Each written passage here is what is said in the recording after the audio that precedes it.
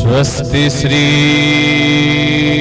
मन्महागणाधिपतये नमः।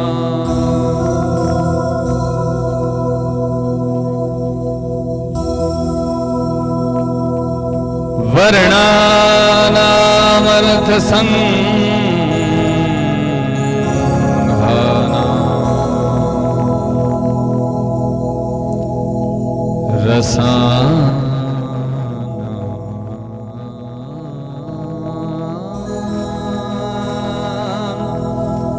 छन्दसामपि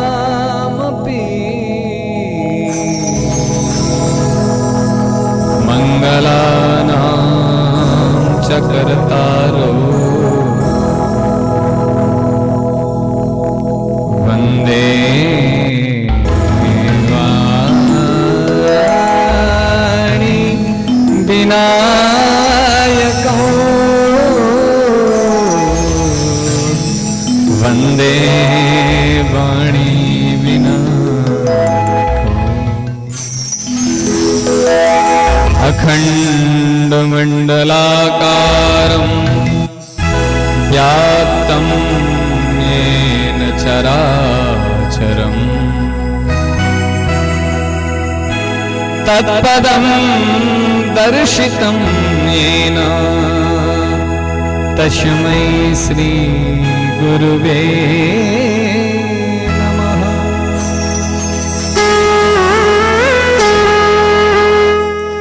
अज्ञानतिमिरान्धस्य ज्ञानाञ्जनशलाकया चक्षुरोन्मीलितं येन तस्मै श्री गुरुवे नमः। लोकाभिरामं रणरङ्गधीरं राजीवनेत्रं रघुवंशनाथं कारुण्यरूपं करुणाकरन्तं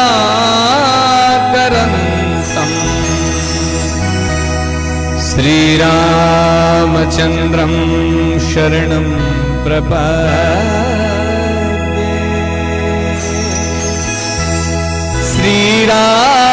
श्रीरामचन्द्रं शरणं प्रपद्ये।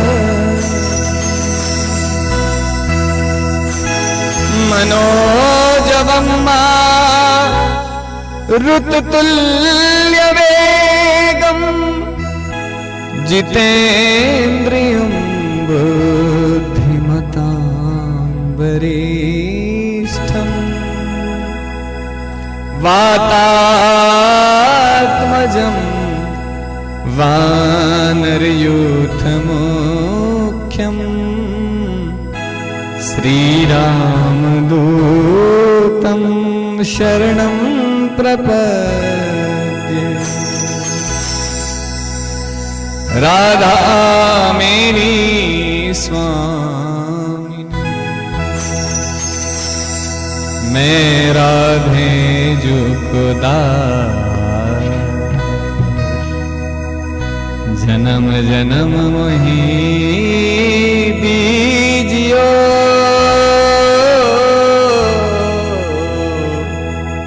श्री बरसाने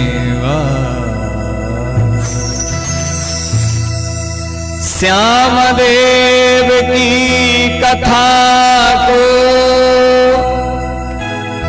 आरंभ करूं मन लाय सब जन मन को लगा के सुनिए हृदय लगा सुनिए हृदय लगा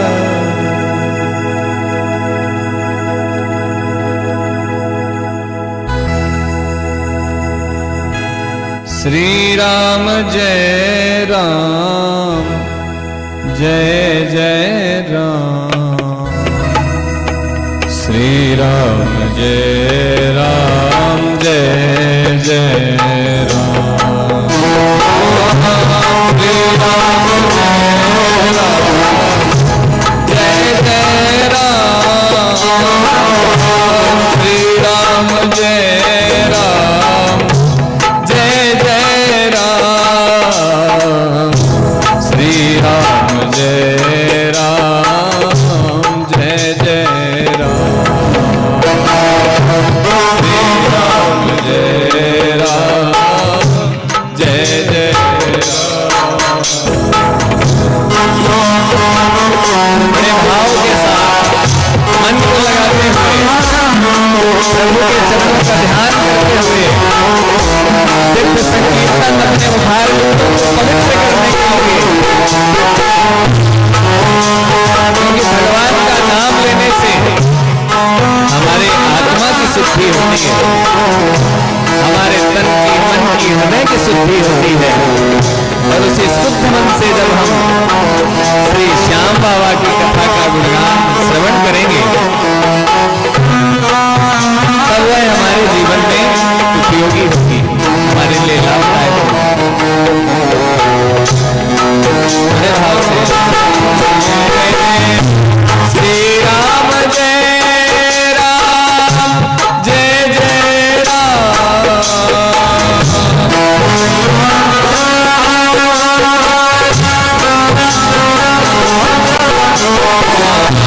श्री राम जय राम जय जय राम। श्री राम जय राम जय जय राम। श्री राम जय राम जय जय राम।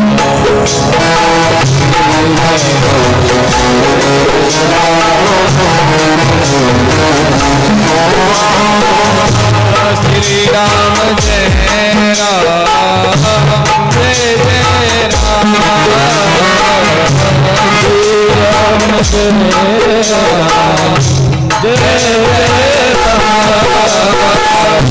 श्री राम जय राम जय जय राम।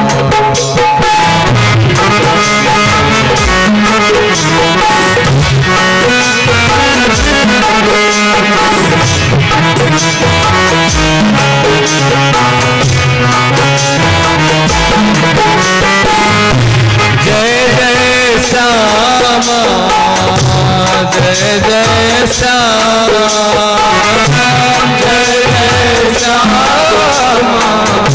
जय जय जय जय श्री वृंदावन धाम। जय जय श्री वृंदावन धाम। जय जय श्यामा जय जय श्यामा जय जय श्यामा जय जय श्यामा जय जय श्री वृंदावन धाम। जय जय श्री वृंदावन धाम।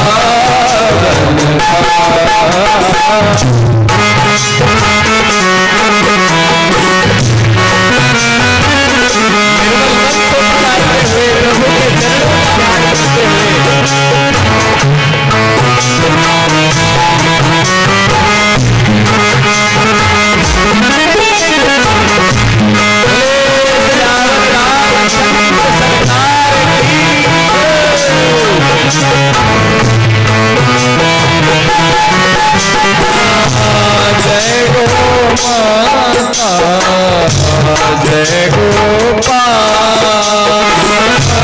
जय गो माता जय गोपाल। जय गो माता जय गोपाल। जय गो माता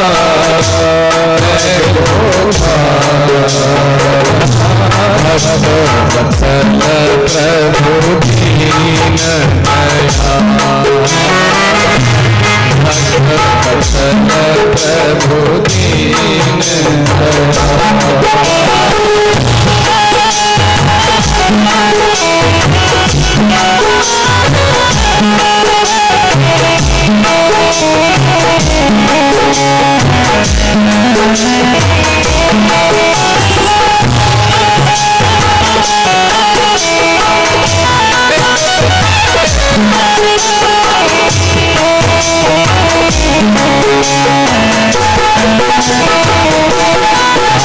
श्री राम जय राम जय जय राम श्री राम जय राम जय जय राम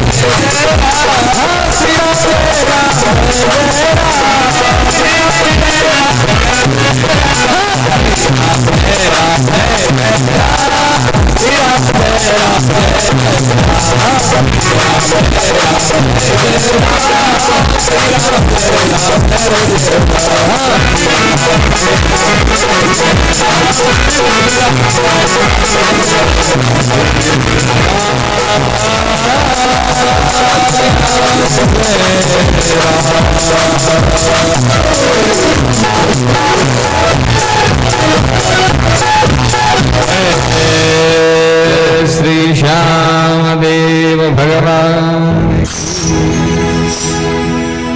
लखदातार की हरे के सहारे की महाशौर्य भूमि चित्तौड़गढ़ धाम की,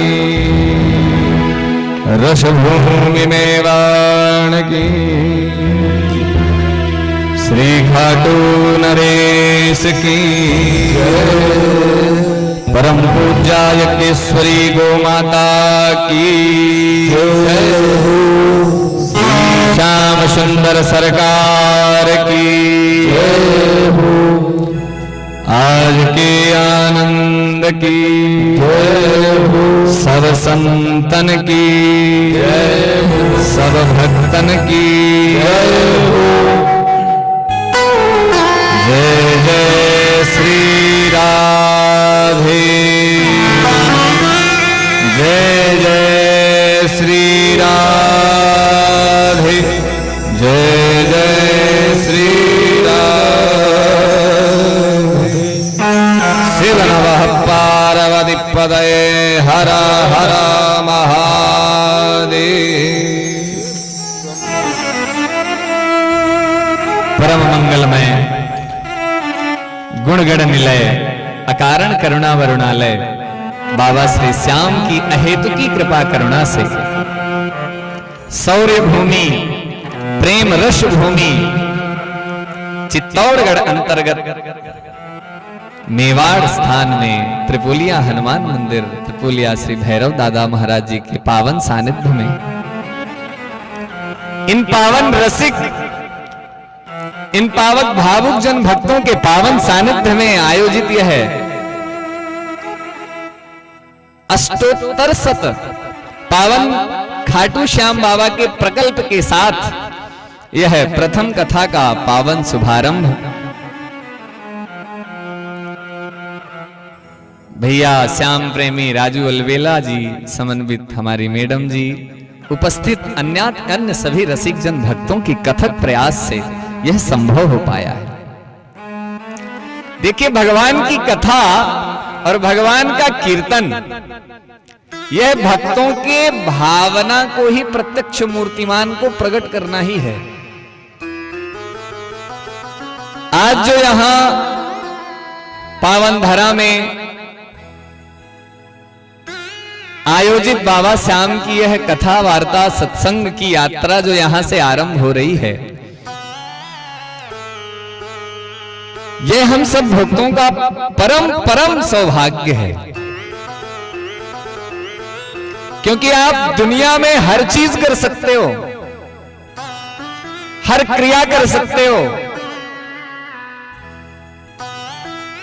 ऐश्वर्य कमा सकते हो, भोग भोग सकते हो, पुत्र आदि की उत्पत्ति भी कर सकते हो, पर वास्तविक में उससे सुख का उपभोग, चैन की आनंदता, आह्लादिता जो प्राप्त होती है वह सत्संग इत्यादि से ही प्राप्त होती है, अगर जीवन में वो घुला है तो। नहीं तो बनी हुई सब्जी में जैसे नमक नहीं होता तो लाखों करोड़ों की महंगी सब्जी बना दो, उस सब्जी की कोई कीमत नहीं। अगर आपके जीवन में सत्संग नहीं है तो आपके जीवन में वो स्वाद नहीं आएगा। इसलिए हे भक्तों, हम सब परम सौभाग्यशाली हैं, धन्याति धन्य हैं। आज स्वर्ग से सारे देवी देवता चित्तौड़गढ़ पावन भूमि में है आयोजित खाटू श्याम की कथा का दिव्य आनंद लेते देख सभी भक्तों को देखकर वो देवता ललायित हो रहे होंगे कि बाहरे धन्य है चित्तौड़ के वासियों, धन्य है मेवाड़ के वासियों, आप कितने सौभाग्यशाली हो कि साक्षात श्याम सुंदर के स्वरूप सी हमारे खाटू श्याम सरकार की दिव्य लीला कथा का वर्णन का श्रवण करने का जो है सौभाग्य आपके जीवन में प्राप्त हुआ है, यह बड़े बड़े देवताओं को नहीं प्राप्त होता, क्योंकि स्वर्ग इत्यादि में भोग तो है, पर वहां कथा सत्संग की कमी है। और तुलसीदास जी महाराज श्री रामचरितमानस में कहते हैं, बिनु सत्संग विवेक न होई, बिनु सत्संग विवेक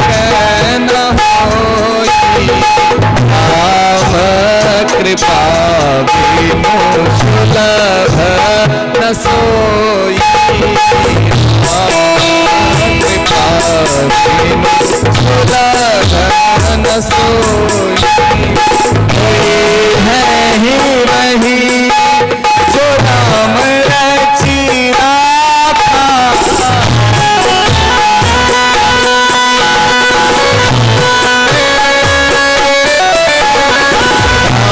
कही तरक बढ़ावहु सागा।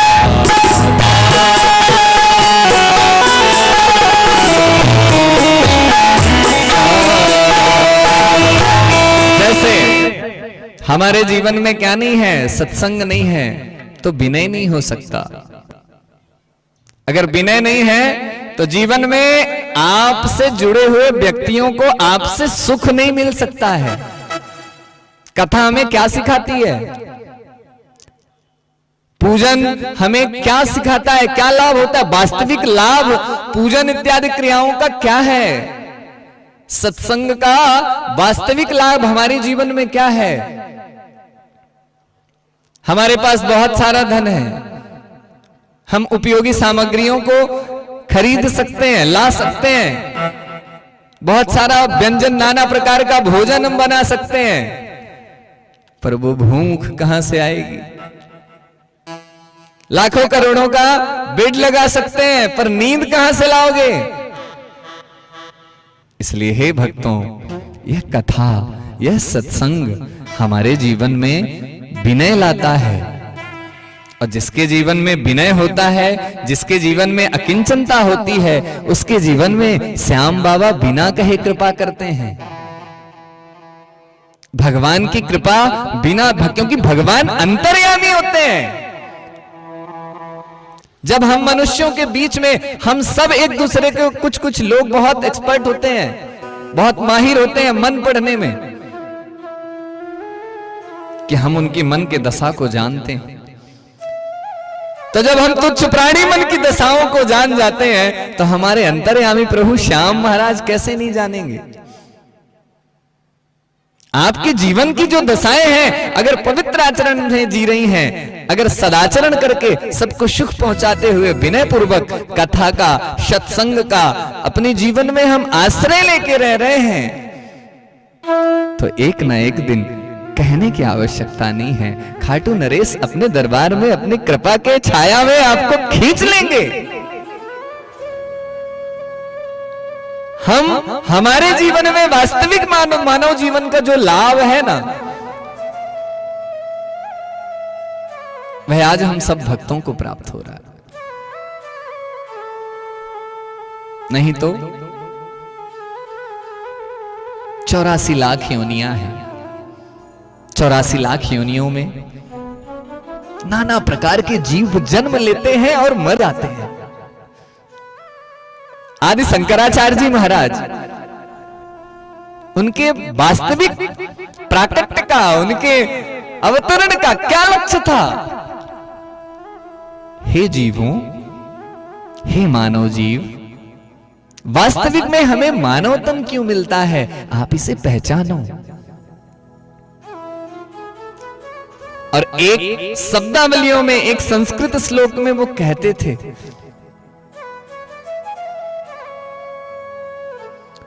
पुनरपि मरणं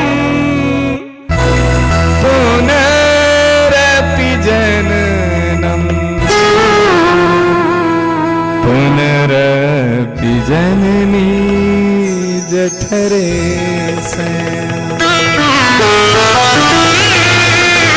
भज गोविंदम भज गोविंदम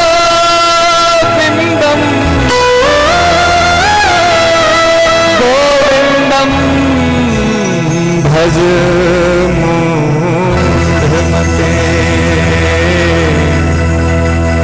गोविंदम भज मूढ़मते।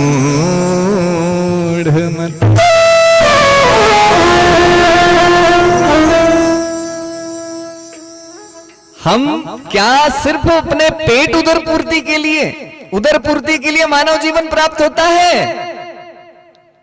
जीवन में हम सदाचरण करते हुए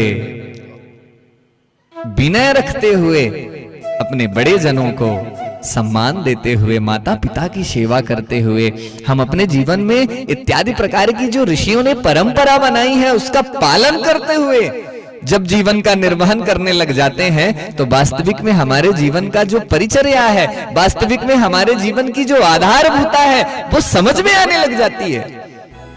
जैसे कोई विद्यार्थी पढ़ाई करता है और वो पढ़ाई करता है, जैसे एक सब्जेक्ट पकड़ लीजिए, एक विषय पकड़ लीजिए, गणित। गणित का सवाल कोई विद्यार्थी बैठकर लगा रहा हो और सूत्र का सहारा ना लिया तो क्या वह सवाल उसका हल हो पाएगा? जैसे विद्यार्थी गणित का सवाल बिना सूत्र के नहीं लगा सकता, जैसे सब्जी में बिना नमक डाले स्वाद नहीं आ सकता,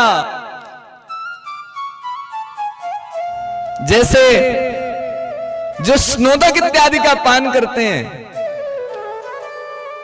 बिना शक्कर डाले स्नोदक का आनंद नहीं ले सकते, वैसे ही जीवन में हम बिना सत्संग के, बिना कथा के, बिना हरि नाम के, बिना भजन के, बिना खाटू श्याम जी की सेवा के हम वो आनंद नहीं प्राप्त कर सकते भक्तों, नहीं कर सकते, क्योंकि जीवन बहुत कम होता है। क्षण भंगुर जीवन की कलिका, कल प्रात को जान खिली न खिली। मलया चल की सुच शीतल गंध,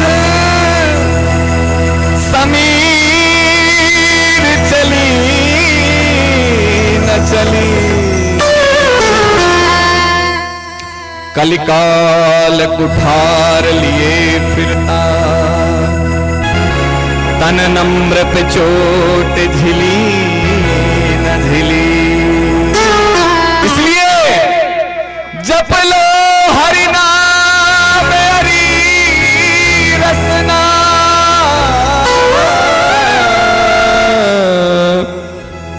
फिर अंत समय में मिली मिली। जप ले हरि नाम हरि रसना, फिर अंत समय में मिली। जन्म जन्म मुनि जतन कराही, अंत राम कही आवत नाही। क्यों? क्योंकि हम राम नाम तो जप रहे हैं लेकिन विनय पूर्वक नहीं। जैसे किसी व्यक्ति को जब हम संबोधन देकर पुकारते हैं और संबोधन में हमारे प्रेम ना हो तो क्या है वो, क्या वह व्यक्ति हमारे पुकार में इंटरेस्ट दिखाएगा? बुला भी रहा है तो किस भाव से? और भगवान तो हमारे भाव के भावग्राही जनार्दनम। लखदातार के चरणों में बड़े से बड़े दरबारी जाते हैं, बड़े से बड़े सेवाभावी जाते हैं, लेकिन सेवा किसकी स्वीकार होती है? अर्चना किसकी स्वीकार होती है? जो सर को झुकाकर विनय रखते हुए श्याम बाबा के चरणों में अपनी समर्पणता देते हैं और कहते हैं, हे प्रभु, हमारे जीवन में जो कुछ भी मिला है आपके ही प्रसाद से प्राप्त हुआ है और आपकी कृपा से ही हम अपने जीवन का निर्वहन करें।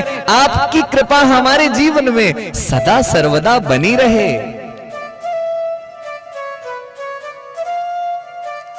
आपकी यह कृपा रूपी जो दृष्टि है ना, हमारे जीवन से कभी कमजोर ना हो, कभी ना हटे। हे प्रभु, सदा सर्वदा हमारे जीवन में आप अपनी कृपा करुणा बना के रखना। और जब भक्त इस भावना से भगवान के चरणों में अरदास लगा देता है, उस समय बाबा देरी नहीं करते।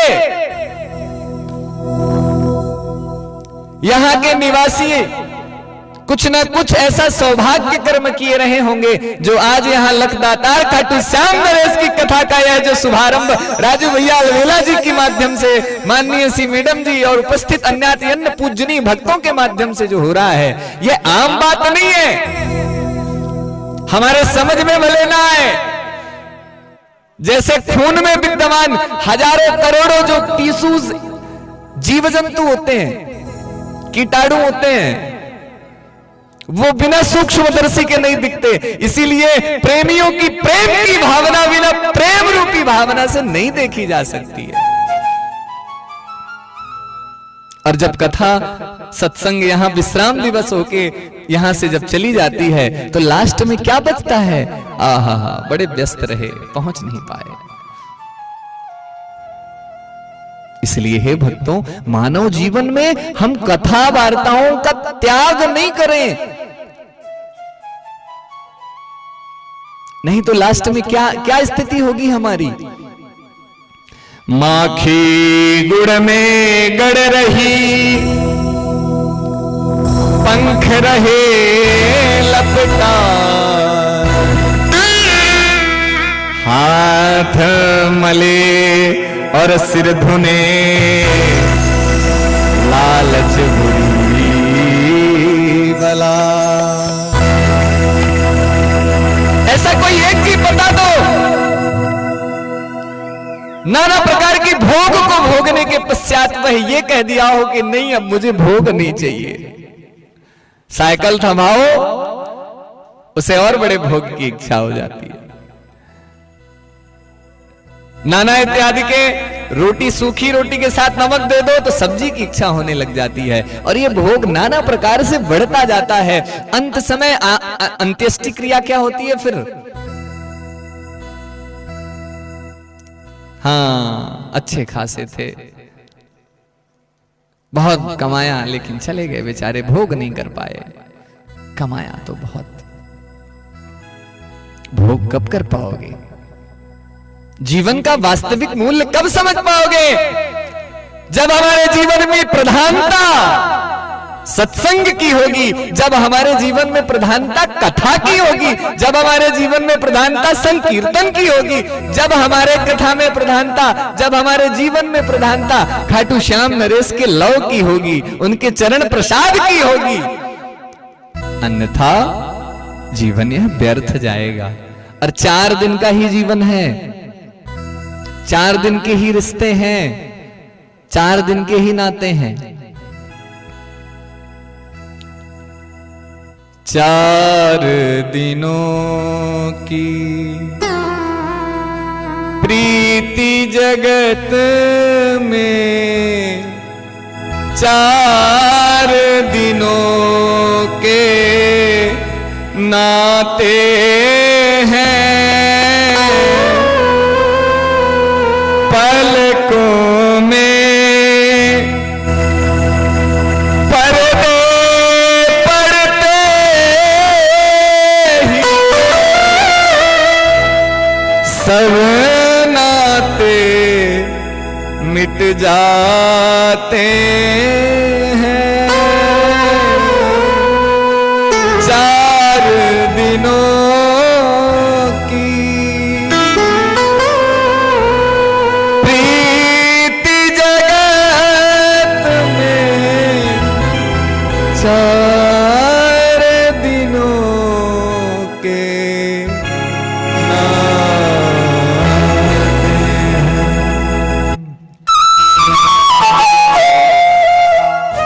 इसलिए इस 4 दिन के जीवन में आपको हर एक क्रिया करती रहना है। आपसे कोई ये नहीं कहता आप अपने जीवन को ना जीने के लिए जंगल में चले जाओ, सब कुछ त्याग दो। नहीं, त्यागना नहीं है। आपसे कोई ये नहीं कहेगा कि आप जल में जाके तपस्या करो, आपसे कोई ये नहीं कहेगा। क्यों? अगर जंगल में जाके तपस्या करने से भगवान की प्राप्ति हो जाती तो हाथी, शेर, गीदड़ तो पैदा ही जंगल में होते हैं। जल के अंदर रहने से अगर भगवत प्राप्ति हो जाती तो मछली इत्यादि अन्य कितने जीव पैदा ही जल में ही रहते हैं, 24 घंटे जल में रहते हैं और डूबे रहते हैं। क्यों? प्रभु प्राप्ति कैसे होती है? विद्या अध्ययन कर रहा विद्यार्थी जब विद्या अध्ययन कर रहा हो तो वो यही सोचे कि मैं अपने भगवान की सेवा कर रहा हूं। बड़ा हो जाए, माता पिता की सेवा की जिम्मेदारी जब उसके जीवन में मिल जाए, तो जब अपने माता पिता के हर एक क्रिया, हर एक सेवा भावना की जब प्रकल्पता को उठाकर वह सेवा भाव से चलने लग जाए, तो वह माता पिता को प्रत्यक्ष अपने श्याम सुंदर राधिका जी जो भी इष्ट उसके देवता हो उनको मान के उनके चरणों की धूली लगाते हुए उनकी सेवा करना लग जाए। जब उसका ब्याह हो जाए तो अपनी पति को साक्षात लक्ष्मी माता मानते हुए सदा सर्वदा सम्मान देते हुए उसके जीवन में परिकल्पना अपने उस हिसाब से अपने पत्नी की सेवा करते हुए लक्ष्मी माता की सेवा कर लेगा। जीवन की आपके ही परिवार में वो सेवा निहित है, बस समझ में नहीं आता क्योंकि हमारे जीवन में कथा वार्ता सत्संग इत्यादि की प्रधानता नहीं है।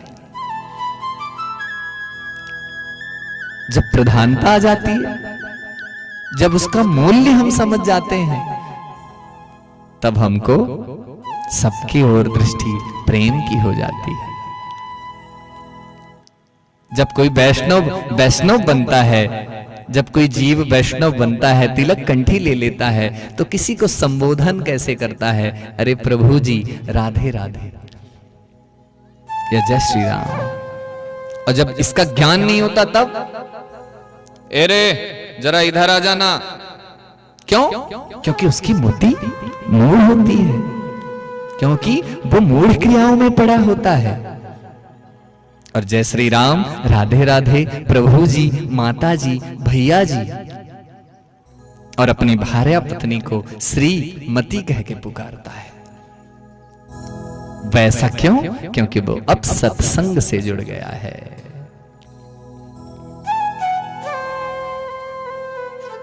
प्राणी मात्र का उद्धार केवल सत्संग वार्ता के अलावा कोई ऐसा साधन नहीं है कि जो जीव मात्र का उद्धार कर सके।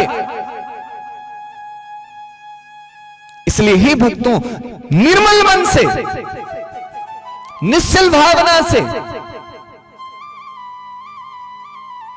प्रभु प्रदत्त अपने सामर्थ्य के अनुसार पूरे समर्पण के साथ सारी क्रिया इत्यादि को एक साइड में रख के जब सत्संग क्रिया में बैठो तो यही भावना लेके बैठो कि हे नाथ, हम आपके हैं, हे नाथ, आप हमारे हो। हमारी बुद्धि कभी आपके चरणों को छोड़कर यत्र तत्र सर्वत्र माया इत्यादि के भोगों में विलसित ना हो, विकसित ना हो। हे नाथ, ऐसी कृपा हमारे जीवन में सदा सर्वदा बना के रखना। और कथा हमें क्या सिखाती है? यही तो सिखाती है। आगे हम सुनेंगे हमारे श्याम बाबा कैसे परवरिश से महाखाटू श्याम नरेश बनते हैं। उनके जीवन में किस चीज की प्रधानता रहती है, तब आज उनकी इतनी कलयुग में जय जयकार हो रही है, किस चीज की प्रधानता से? इसलिए हे भक्तों, अगर हम जिन देवता को पूजते हैं, हम कहते हैं हम उनके जैसे तो ना बन पाए, लेकिन वो जो कह रहे हैं उनके पथ प्रदर्शिता में तो चल सकते हैं। हम राम जी को पूजते हैं, पर राम वाले कर्म हमारे जीवन में नहीं होते। हम जय श्री राधे कहते हैं, पर प्रेम रूपी बोल हमारे मुख में नहीं होते। तो जिन देवता का जब हम पूजन करते हैं, उनका लेश मात्र भी क्रिया, उनकी लेश मात्र भी वो छाप हमारे जीवन में ना हो, तो क्या यकीनन हम उन इष्ट देव के भक्त हुए? क्या हम जय श्री राम भक्त कहने के अधिकारी हैं? क्या हम राधा रानी के भक्त कहने के अधिकारी हैं? हारते हुए को हाथ न लगाना जाने, गिरते हुए को उठाना ना जाने, तो क्या हम हारे के सहारे श्याम बाबा के सेवा के अधिकारी हैं? जय श्री श्याम कहना तो सर्वश्रेष्ठ है, लेकिन सबसे प्रेम भावना से नजर मिलाते हुए, हाथों में हाथ लगा के चलते हुए, गिरते हुए को अपने हाथों से प्रेम भाव से उठाते हुए जय श्री श्याम कहना अति सर्वश्रेष्ठ है। तब आपको बाबा से कहना नहीं पड़ेगा।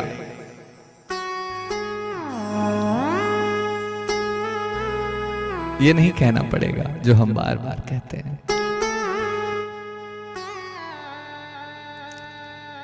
हारा हूं बा मुझे तुझ पे भरोसा है, जीतूंगा एक दिन मेरा दिल ये कहता है। मेरे माझी बन जाओ, मुझे पार लगा जाओ, इस दास को बाबा जी चरणों में समा जाओ। ये बिना कहे ही श्याम सरकार अपने बाहों में समेट लेगा और आपको पूरा भोग समर्पित करते हुए देगा कि हे भक्त, तू मेरा सच्चा अधिकारी है। इसलिए हमारे जीवन में प्रधानता सत्संग की होगी तो हम पहचान सकेंगे। हमारे जीवन में प्रधानता सत्संग की होगी, कथा की होगी, तो जीवन में हर एक क्रिया का हमको वास्तविक सुख मिल पाएगा। नहीं तो आप अपने जीवन में कभी भी गौर कर लेना, कथा वार्ता कीर्तन सत्संग इनकी प्रधानता अगर आपके जीवन में नहीं है तो आपके जीवन में बड़े से बड़े महंगे महंगे बेड तो होंगे पर उसमें नींद नहीं होगी। महंगे महंगे व्यंजन तो होंगे पर उसमें भूख नहीं होगी। अच्छी दिखने वाली शरीर तो होगी पर मेहनत करने वाली वो फुर्ती नहीं होगी। भोग भोगते हुए शरीर निरोग जरूर हो जाएगा, रोगी जरूर हो जाएगा पर निरोगता नहीं होगी। प्रेम कहने वाले आपके पास में होंगे पर नजर नहीं आएंगे। श्याम प्रेमी आपसे बार बार कहेंगे कि आ जाओ तो कथा सुनो, बाबा श्याम के दरबार में अपने शीश को झुकाते हुए उनसे अरदास लगाओ, लेकिन समझ में नहीं आएगा। क्यों? क्योंकि हमारे जीवन में कथा की प्रधानता है ही नहीं। और जब कथा की प्रधानता नहीं होगी भक्तों, तो हमको बार बार इन दुखों से लिपटना पड़ेगा। हम लिपटा रहे हैं, बार बार पैर गीला होगा तो बार बार मिट्टी लगेगी। इसलिए अपने जीवन को कथा वार्ता से गीले हुए, जिस प्रकार से हम छल कपट राग द्वेष भोग विलासता के पानी में गीले हुए पड़े हैं, उसको हम कथा से सत्संग से कीर्तन से सुखा दें। नहीं तो कलिकाल के जितने भी उसके प्रभाव हैं वह आपके उस गीले हुए क्रियाओं से चिपक जाएंगे। आपको कुछ कहने की जरूरत नहीं हो। जीवन में संतोष आने लग जाएगा। जीवन में छोटे बड़े माता पिता अपने जीवन में हर एक चीज की बुद्धिमत्ता हमारे जीवन में प्रतिष्ठित होती जाएगी। माताएं जिस प्रकार से अपने पुत्रों की सेवा करती हैं और पुत्र बड़ा होने के पश्चात उनकी ममता को नहीं समझ पाता, उसका सिर्फ एकमात्र ही एक क्रिया है क्योंकि उसके जीवन में सत्संग इत्यादि क्रियाओं की प्रधानता न होने के कारण वह ध्रुव, लवकुश, प्रहलाद, श्याम नरेश, बर्बरीक श्याम बाबा की कथा न सुनने के कारण उसके जीवन में वो ज्ञान नहीं होता। इसलिए जब उनको इन ममता रूपी कथा वार्ताओं का ज्ञान नहीं होगा तो भाई आपके उस 9 महीना पालन करने के बाद जब वह पैदा होता है तो बार बार जब वह बिस्तर गीला करता है और माँ बार बार बदलती है, चाहे रात हो, चाहे दिन हो, चाहे शाम हो, चाहे सुबह हो, चाहे आठों पहर हो, फिर भी नहीं कहती कि मेरा बच्चा इतना गंदा है कि बार बार ये क्रिया करता है, बदलती रहती है। और वही बच्चा जब बड़ा हो जाता है तो मां से एक क्रिया हो गलत हो जाए तो उसको बड़े तेज तर्राट भाषा में बोलता है। क्यों? क्योंकि हमारे जीवन में प्रधानता नहीं है, कीर्तन की प्रधानता नहीं है, नाम जप की प्रधानता नहीं है, कथा श्रवण करने की लोलुपता जो होती है, लालसा जो होती है, वह हमारे जीवन में नहीं है।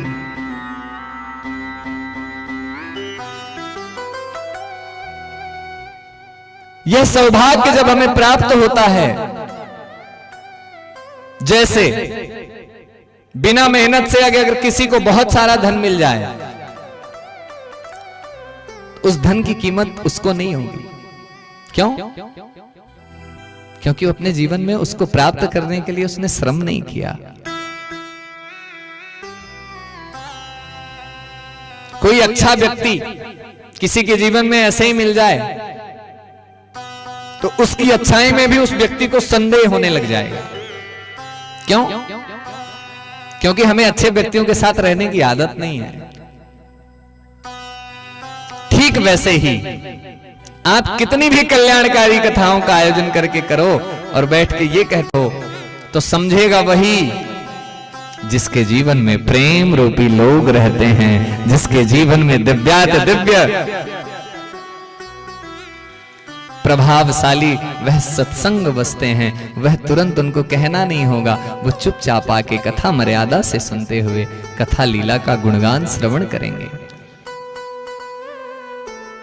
और जिनके जीवन में उस चीज की प्रधानता नहीं है,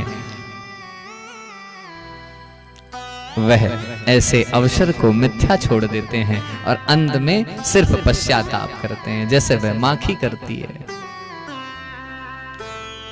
गुड़ खाने के लालसा में वो गुड़ में लिपट तो जाती है, पर वो ये भूल जाती है कि हमारे जो पंख हैं ये पतले हैं और गुड़ लचीला, अगर चिपक गया तो कैसे छुड़ाऊंगी, और होता वही है। वैसे ही मनुष्य को ज्ञात तो होता है कि माया बहुत वो है, ज्यादा नहीं फंसो, लेकिन फिर भी फंस रहा है, जैसे माखी फंस रही है।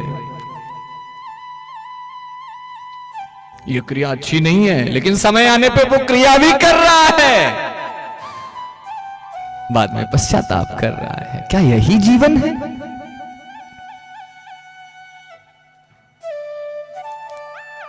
वास्तविक में मानव कल्याण यही है। रामचरितमानस में तुलसीदास जी महाराज कहते हैं, कबहू की करुणा कर नर तन देही और बड़े भाग्य मानुष तन पावा। तो क्या यही करने के लिए भाग्यशाली मनुष्य तन मिलता है? खाना, स्वपाच्य निष्कास क्रिया से उसको निकालना, सुप्ता अवस्था में नींद माया की ढेर में हम सो जाना, भोग इत्यादि में पड़े रहना, विलासिता की जंजीरों में जकड़ जाना, क्या वास्तविक में मानव क्रिया यही है? नहीं। हर व्यक्ति को मृत्यु निश्चित है और हर व्यक्ति को अपनी मृत्यु याद रखनी चाहिए। जन्म जब हो गया है तो जन्म के पश्चात अपने मृत्यु को निकट लाने के लिए, दिव्य बनाने के लिए, अपने मृत्यु को भव्य बनाने के लिए ऐसी क्रियाएं हम करते रहें, ताकि हमारे जीवन में जब वह अंत क्षण आए हमको एक भी झिझक ना हो एक भी डर ना हो, और बड़े भाव से दोनों हाथ उठा के कहें, हे मृत्यु, हे यमराज, तेरी औकात नहीं है कि तू मुझे इतना कष्ट देकर अब कहीं भी ले जा सके, क्योंकि हम अपने भाव से अपने इष्ट के रहे हैं, अपने प्रभु के रहे आए हैं, प्रभु के ही चरणों के दास बने रहे हैं। हमारे जीवन में कभी ऐसी अत्यंत क्रियाएं नहीं हुई हैं, कुकर्म क्रिया हमने अपने जीवन में की नहीं। डर किसको लगता है? डर उसको लगता है जो कुकर्म कर्मों में जकड़ा हुआ जीव होता है।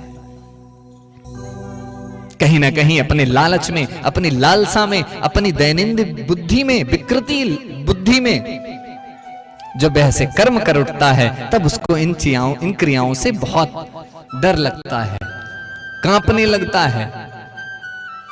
इसलिए हे भक्तों, अगर आपके जीवन में आज से ही अगर आप श्याम बाबा के इस दिव्य दरबार से, दिव्य कथा से, इस दिव्य आयोजन से यह संकल्प लेते हो कि हमारे जीवन में सर्वश्रेष्ठ महत्ता रहेगी तो सत्संग की रहेगी, हमारे जीवन में अगर सर्वश्रेष्ठ महत्ता रहेगी तो कीर्तन की रहेगी, हमारे जीवन में अगर सर्वश्रेष्ठ महत्ता होगी तो नाम जप की होगी, अगर हमारे जीवन में सर्वश्रेष्ठ महत्ता होगी तो प्रभु का जहां जहां सत्संग होगा उसकी होगी। प्रभु द्वारा जब हमें ऐश्वर्य मिला है, अगर वास्तविक में लगेगा तो इन क्रियाओं में लगेगा, दुनिया के अन्य अर्थ व्यर्थ कामों में नहीं लगेगा।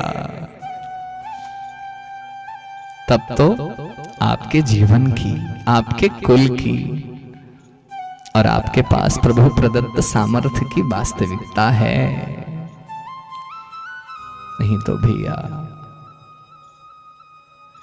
जैसे जन्म लिए हुए जीव के शरीर की एक ही गति लास्ट में होती है, वह मृत्यु, वैसे ही जीव को प्राप्त हुआ जो ऐश्वर्य रूपी धन है, उसकी 3 गति है, दान, भोग और नाश।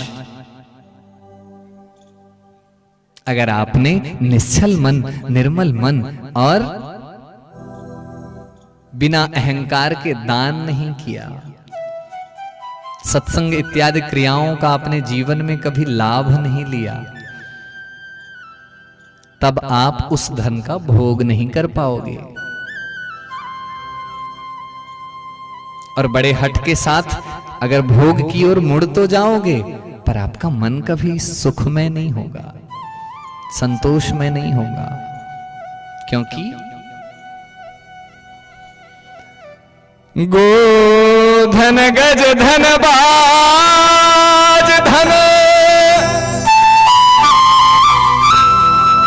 और रतन धन खान, जब आवे संतोष धन, सब धन धूरि समान, सब धन धूरि समान। संतोष आ जाएगा तो आपके पास अगर एक रोटी है ना, तो आप 4 लोग बैठे हो तो कहोगे लाओ मिल बांट के खा लें, और यकीन मानो उस पवित्र संतोष में एक रोटी में 4 लोग अगर मिल बांट के खा लोगे तो 56 भोग के जैसे तृप्ति आपको मिलेगी, और जिसके जीवन में होता होगा उसको मिलती होगी। नहीं तो आप भैया 56 भोग की अकेले अपने लिए थाली लगा लो, और वह खाना खाने के बाद आपको अपच हो जाएगा, कच्ची डकार आने लग जाएगी, पेट की समस्या आरंभ हो जाएगी, आपको सुख नहीं प्राप्त होगा। जब 4 जन बैठा करो ना, तो चर्चा किया करो। हम अपने जीवन में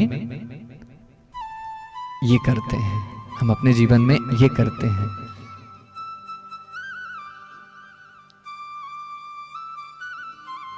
मेवाड़ के उस रस उपाख्यान का वर्णन किया करो जिसमें महाशती जन अपने स्वाभिमान के लिए जौहर कर दिया, लेकिन अपने स्वाभिमान को झुकने नहीं दिया।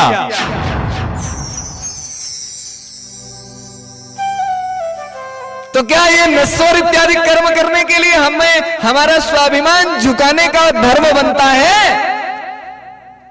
नहीं। मीराबाई जी, लोक लाज कुल श्रृंखला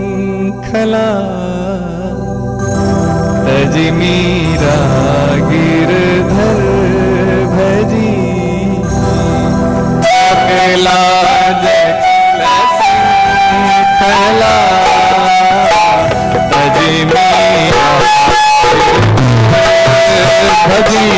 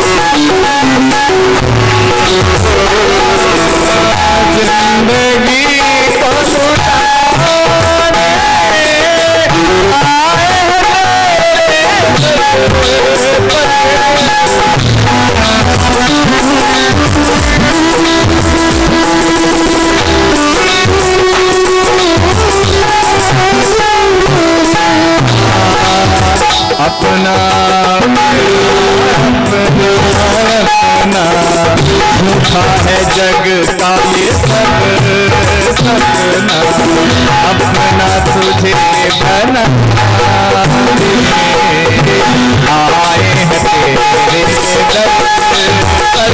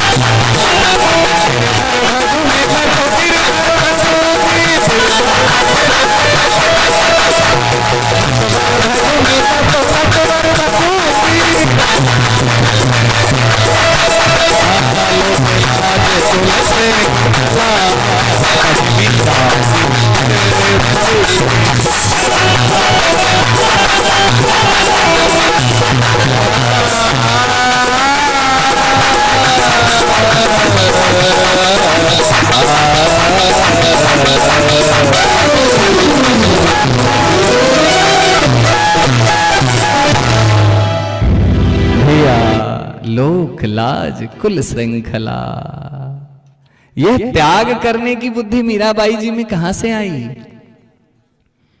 क्योंकि भक्तिमती मीराबाई जी के जीवन में जीवन काल से ही संत जनों के सत्संग का प्रभाव रहा है।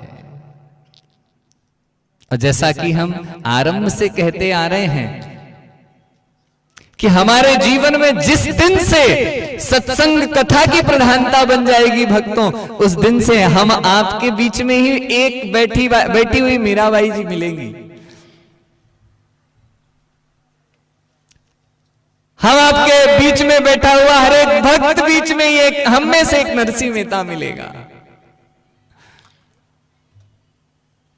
हमारे बीच में बैठा हुआ इनमें से ही एक भक्त धन्ना जाट मिलेगा। अगर सत्संग की प्रधानता हमारे जीवन में हो जाएगी तब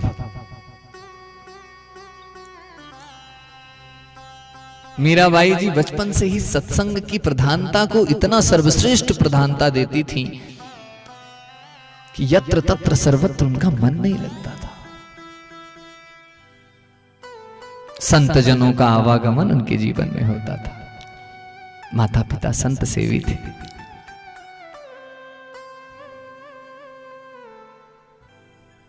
एक दिन की बात है, एक संत भगवान उनके घर पधारे, उनके महल पधारे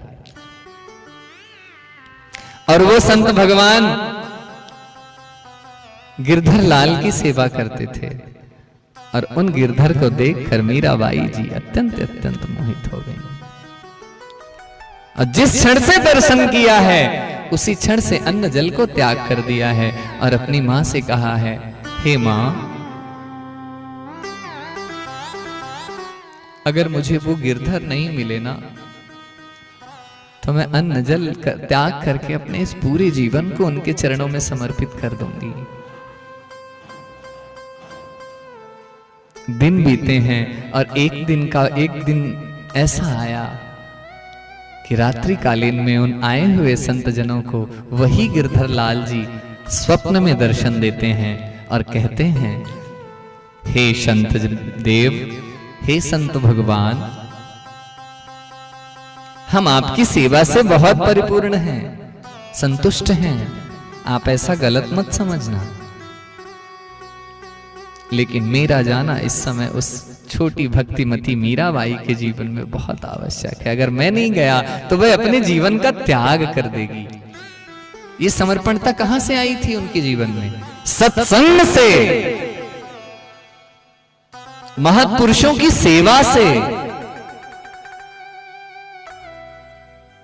जैसे ही यह स्वप्न मुनि देखते हैं, संत भगवान देखते हैं,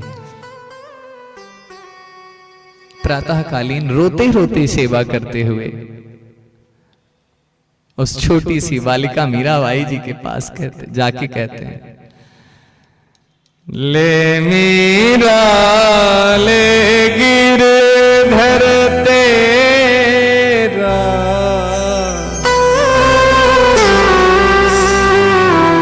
ले मीरा ले गिरधर तेरा, ले मीरा ले गिरधर तेरा,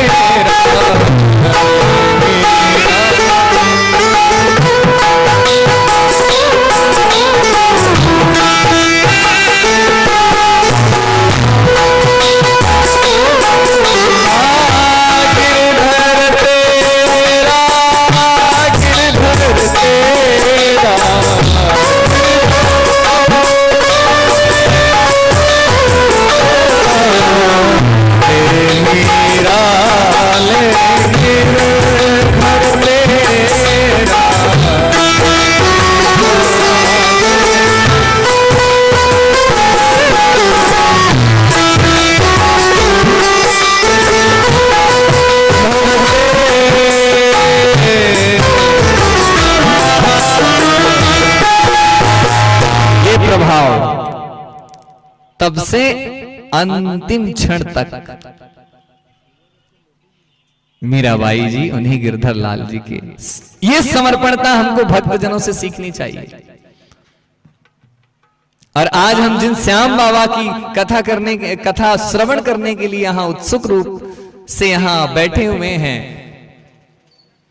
तो सर्वप्रथम हम यह अपने मति में बैठा लें कि आप जब कभी भी कोई कथा श्रवण करने के लिए वहां उपस्थित हो, कहीं भी अपनी उपस्थिति बनाओ, कहीं जाओ, तो और जो कार्य है संसार के ना, उसको रख कर वहां जाओ।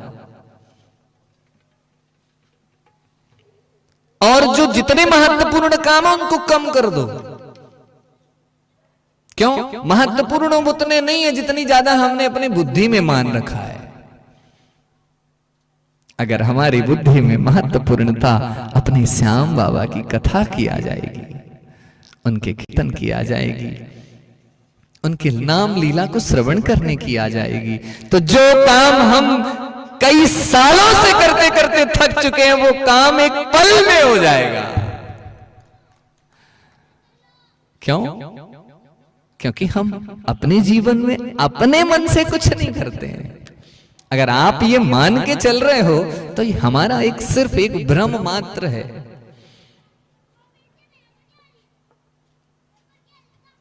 पुरुष बली नहीं होत है, समय होत बलवान, भीलन लूटी मरीच मरीचिका, वही अर्जुन बहिवान।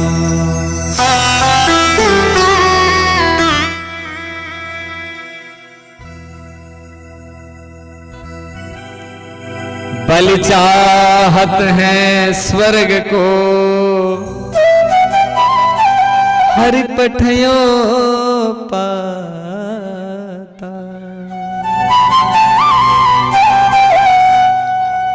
पुरुष बली नहीं होते हैं, समय होत बलवान।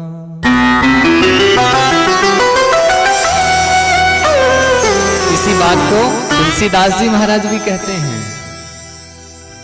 सबहि न चावत राम गोसाई। आगे हम कथा में श्रवण करेंगे, वो धृतराष्ट्र बार बार विदुर जी समझाने जाते हैं धृतराष्ट्र के पास, पर धृतराष्ट्र विदुर जी से कहते हैं कि हे धृतराष्ट्र, मैं पांडवों को कष्ट में होता हुआ देख नहीं सक रहा हूं, नहीं पा रहा हूं, देख नहीं पा रहा हूं, न ऐसी मेरी चाहत है, ऐसी मेरी कोई इच्छा नहीं है कि मैं उनको इतने कष्ट में देखूं, लेकिन न जाने फिर भी मैं कुछ नहीं कर पा रहा हूं। इसमें अवश्य भगवान श्री कृष्ण की जरूर कोई मर्जी है, और वास्तविक में मर्जी छिपी थी। क्यों? क्योंकि वो होना था।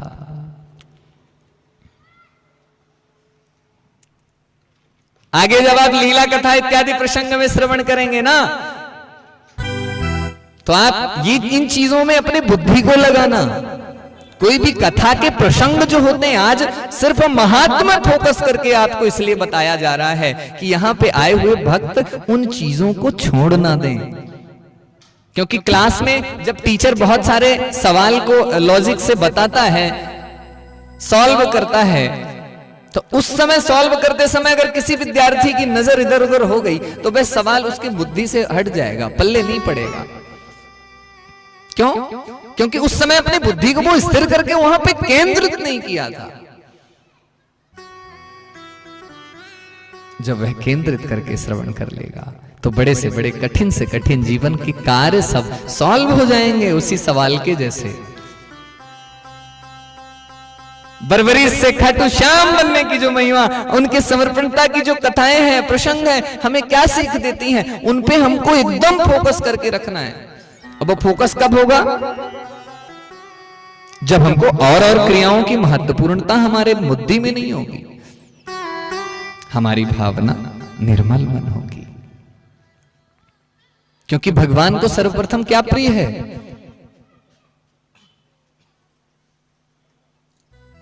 निर्मल मन जन सो मोहि पावा,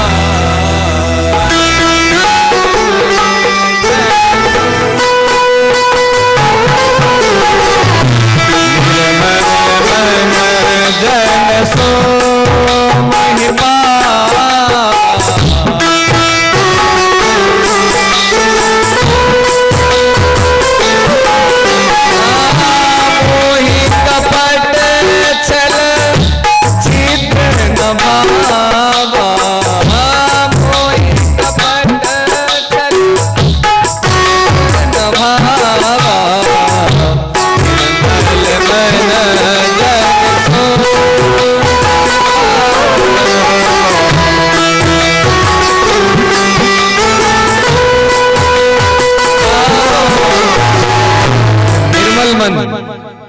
जब आपके मन में कपट भरा रहेगा तब आपको भगवान की कथा प्यारी नहीं लगेगी, उनके प्रसंग का प्रभाव अंदर नहीं जाएगा। क्यों? पहले से ही भरा है। भरे हुए डिब्बे में कोई दूसरा पदार्थ आप डाल सकते हो क्या? पदार्थ दूसरा कब जाएगा? जब वह डिब्बा खाली होगा। राग, छल, कपट, द्वेष, दंभ, मिथ्या, ईर्ष्या, इत्यादि प्रकार की जो पदार्थ हम अपने डिब्बे में जब तक भर के रखेंगे, तब तक बाबा की कथाओं का वर्णन, व्याख्यान, इनका उपाख्यान, इनकी लीला का श्रवण जब तक हम करेंगे, फिर भी तब तक भी वो अंदर नहीं जाएगा जब तक डिब्बा भरा रहेगा। इसलिए कथा सुनने की जो मर्यादा है वह यही है कि हमारा मन पवित्र हो, हमारा मन जो हो निर्मल मन हो। भगवान कहते हैं ना, मोहि कपट छल हे भक्तों, मुझे कपटता नहीं प्रिय है, छल नहीं प्रिय है, और किसी भी प्रकार की छिद्रता आपके मन में हो वो भी हमें नहीं प्रिय है। हनुमान जी महाराज जब राजा रामचंद्र जी के पास पहुंचे ब्राह्मण वेश धारण करके, तो आपको क्या लगता है राम जी नहीं जाने? जानते थे, लेकिन वहां पे हनुमान जी महाराज छल रूपी वेश धारण करके गए थे। तो हनुमान जी महाराज जी को देखकर रामचंद्र जी प्रणाम करने लग जाते हैं, तो तुरंत भयभीत हो जाते हैं वीर बलवंत हनुमंत महाराज, और कहते हैं प्रभु नहीं नहीं, मैं आपको दास हूं। तभी वहां पे भगवान कहते हैं, हे हनुमत, निर्मल मन जन शो मोहि पावा, मोहि कपट छल छिद्र न भावा। मुझे कपटता, छलता, ईर्ष्या इत्यादि प्रकार की भावनाएं नहीं प्रिय हैं,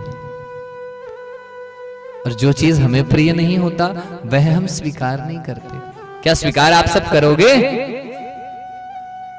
जो चीज हमें नहीं प्रिय हो, बार बार कोई दे भी जाएगा तो उसे एक कोने में रख दोगे, उसको अपने उपयोग में नहीं लोगे। चलो उनकी मर्यादा रखने के लिए आप स्वीकार तो कर लोगे, पर अपने जीवन में उपयोग किसकी करोगे? जो आपको प्रिय है, जो आपको पसंद है, जो चीजें आपको भाती हैं। वैसे ही अगर भगवान के प्यारे बनना है तो भगवान की कथा को निर्मल मन से श्रवण करना चाहिए, किसी के लिए कपट नहीं रखना चाहिए, और कभी भी अपने जीवन में बुराई तो कभी किसी की करनी ही नहीं चाहिए।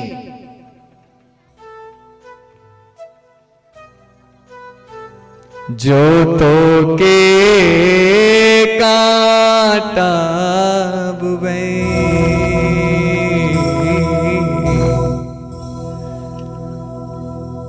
ताही बो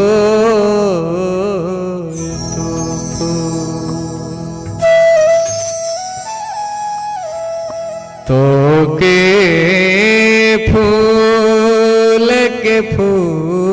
हैं,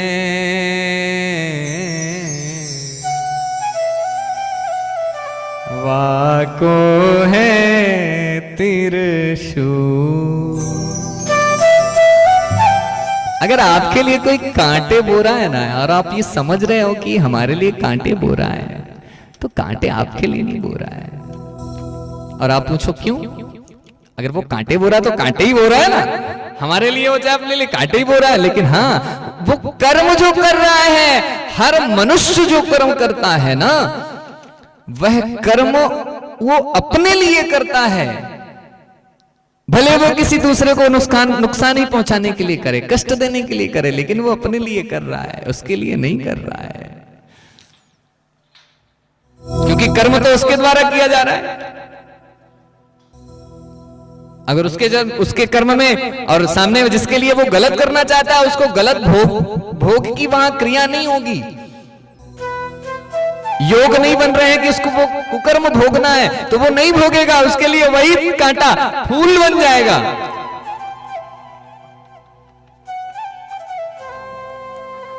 राणा ने विष दिया मानो अमृत, मेरा प्रेमी प्रीतम को मनाने,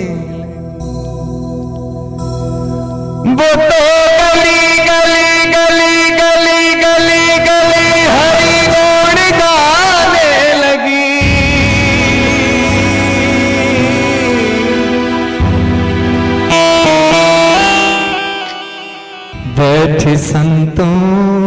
के संग रंगी मोहन के रंग।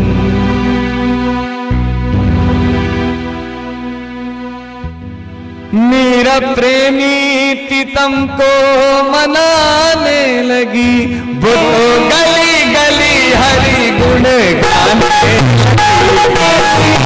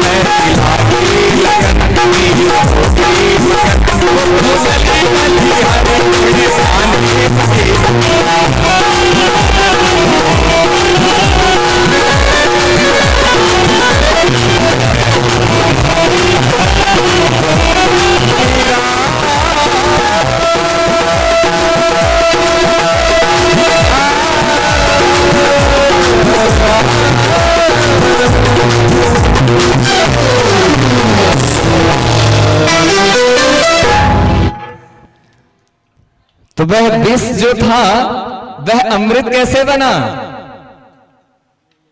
उसमें छुपे हुए समर्पण के कारण, लगन के कारण। जब ऐसी लगी लगन गिरधर से, तब विष को अमृत बना दिया। भज के श्री गिरधर प्यारे को, सर्प को पुष्पों की हार बना दिया। इसलिए कथा वार्ता की जो लीलाएं हैं, जो महिमा है, वह कहां से है? वह यहां से है कि जब हम कथा श्रवण करने बैठे तो हमारी यह वास्तविक भूमिका होनी चाहिए और कर्मों की हमारे जीवन में कभी महत्वपूर्णता नहीं रहनी चाहिए। नहीं तो सुनाया गया प्रसंग झरझर निर्मल जल के जैसे बहता चला जाएगा और जीवन में हम जैसे हैं वैसे ही बने रह जाएंगे।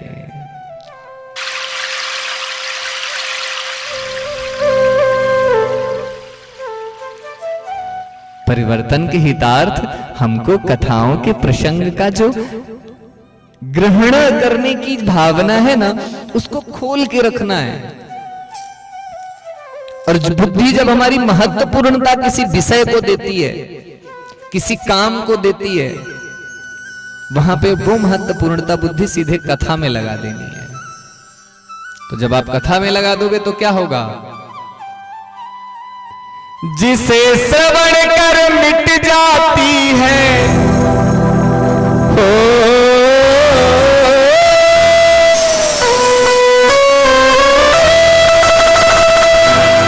जिसे श्रवण कर मिट जाती है जन्म जन्म की कथा ऐसे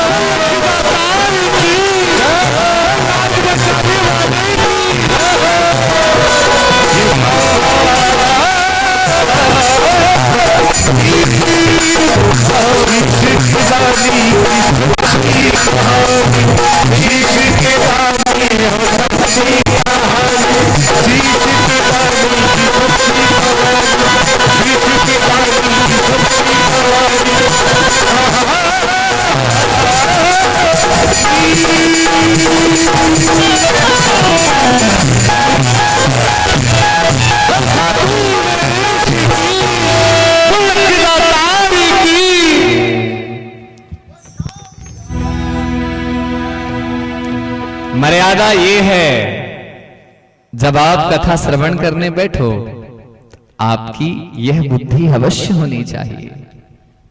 नहीं तो ऐसे हजारों आयोजन में आप बैठ भी लोगे तो आपको कभी उसकी वास्तविकता की पर्याप्तता जो अपने जीवन में होनी चाहिए, पर्याप्त मात्रा जब हम कहते हैं ना कि हाँ आप पर्याप्त है, वो नहीं आएगी। बस ये लगेगा कि हाँ कथा तो श्रवण की हमने, पर न जाने कुछ प्रभाव नहीं हुआ। प्रभाव कैसे होगा? हमने पहले से डिब्बा भर रखा है और मसालों से, नया मसाला लाया है तो उसको भरने के लिए वो उस डिब्बे में जगह तो चाहिए, और जब जगह नहीं है तो वो बेचारा नया मसाला आया हुआ रखा रह जाएगा और एक दिन वो भी गिर जाएगा। भैया, और कभी भी भूल से हम जब बैठे, आपको मैंने कहा कि बुराई नहीं करना कभी किसी के जीवन में। बुराई की ये महत्ता थी कि किसी एक राज्य में एक बहुत बड़े राजा राज्य करते थे। उन राजा का इतना मान, इतना सम्मान, इतना शौर्य चारों तरफ फैला हुआ था।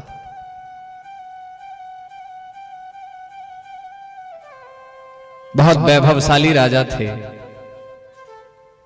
पर एक कमी थी।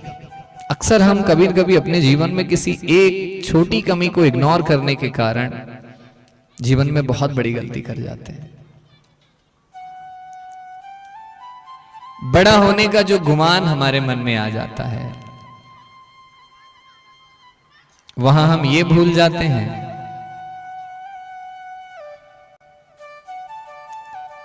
बड़ा हुआ सो क्या हुआ,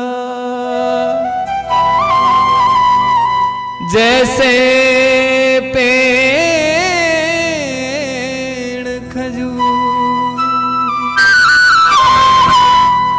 पंछी को छाया नहीं और फल लागे। कहने को तो बहुत बड़ा वृक्ष है खजूर, पर उस वृक्ष के होने का कोई मतलब नहीं है जीवन में। ऐसा लगता है कि हाँ है, न जाने है भी कि नहीं है, क्या मतलब।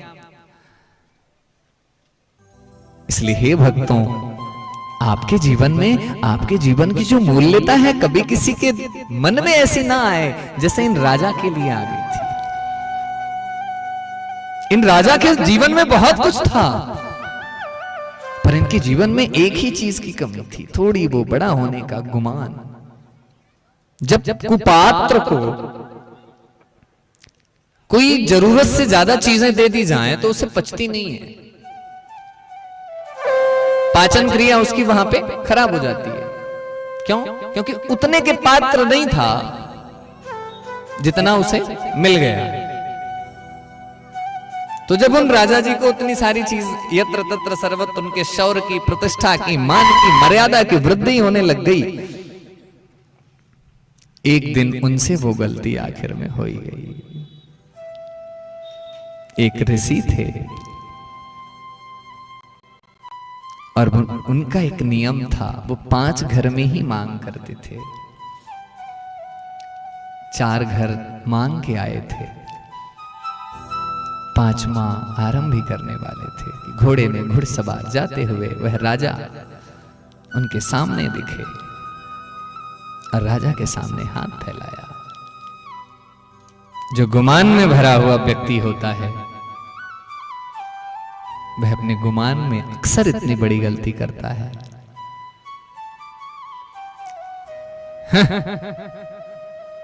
तुम जैसे भिखारियों की कहीं कोई कमी नहीं, जहां देखे वहीं मांगने आ जाते हैं।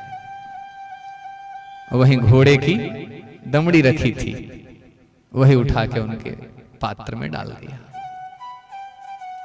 और ऐसे संत तुलसीदास जी महाराज जी कहते हैं